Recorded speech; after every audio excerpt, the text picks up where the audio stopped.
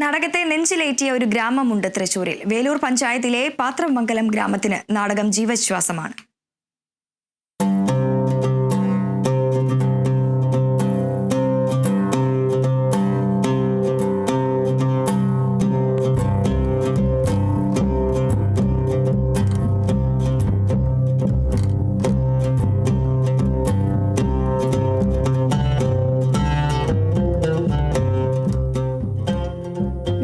കലാകാരന്മാരാൽ സമ്പന്നമാണ് പാത്രമംഗലം ഗ്രാമം.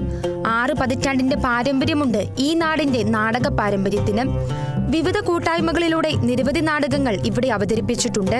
നാട്ടുകാർ തന്നെ രചന നടത്തി നാട്ടുകാർ തന്നെ അഭിനയിക്കുന്നു എന്നതാണ് ഇതിൽ എടുത്തു പറയേണ്ട പ്രത്യേകത. ഒരു കാലഘട്ടത്തിൽ ഇവിടുത്തെ ഭൂരിഭാഗം വീടുകളിലെയും ഒരാളെങ്കിലും ഏതെങ്കിലും ഒരു നാടകത്തിലെങ്കിലും അഭിനയിക്കുകയോ അല്ലെങ്കിൽ നാടക പ്രവർത്തനങ്ങളിൽ സജീവമാവുകയോ ചെയ്തിട്ടുണ്ടാകും. ഇപ്പൊ ഈ നാടകത്തിന്റെ കാര്യം തന്നെ പറയുമ്പോൾ ഇതിൽ അഭിനയിക്കുന്നവരെല്ലാം തന്നെ വിവിധ ജോലികൾ ചെയ്യുന്നവരാണ്. അവരുടെ ജോലികൾ കഴിഞ്ഞു വന്ന് രാത്രിയാണ് റിഹേഴ്സൽ നടക്കുന്നത്. അത് മിക്കവാറും രാവേറും വരെ നീളുകയും ചെയ്യാറുണ്ട്. പ്രൊഫഷണൽ നാടകങ്ങളും മറ്റ് അമേച്ചർ നാടക കൂട്ടായ്മകളും നടക്കുന്നുണ്ടെങ്കിലും ഗ്രാമവാസികൾ മുഴുവനായി സഹകരിച്ചുകൊണ്ട് നടക്കുന്ന ഇത്തരത്തിലുള്ള കൂട്ടായ്മകൾ ഈ പ്രദേശങ്ങളിൽ വളരെ കുറവാണെന്ന് തന്നെ വേണം പറയാൻ. അതുതന്നെയാണ് ഈ ഗ്രാമത്തിന്റെ ഒരു വിശേഷമായി കണക്കാക്കുന്നത്. വർദ്ധിച്ചു വരുന്ന മയക്കുമരുന്ന് ഉപയോഗം കൊണ്ട് സാമൂഹികാന്തരീക്ഷം ഭയാനകമായ അവസ്ഥയിലേക്ക് മാറുമ്പോൾ നാടകമാണ് ലഹരി എന്ന് പ്രഖ്യാപിച്ചുകൊണ്ടാണ് ഈ വർഷത്തെ നാടകമൊരുക്കുന്നത്.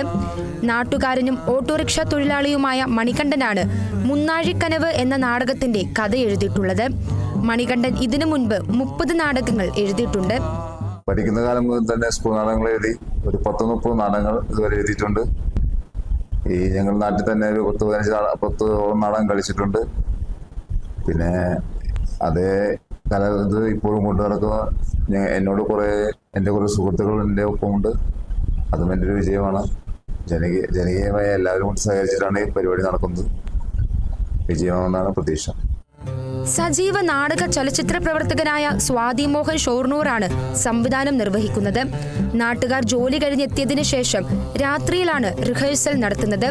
പാത്രമംഗലം ശ്രീ പാർത്ഥസാരഥി ക്ഷേത്ര മൈതാനിയിൽ ഏപ്രിൽ 13-ന് വിഷു തലേന്ന് രാത്രിയിൽ നാടകം അരങ്ങേറും. Kerala vision news, Thrissur.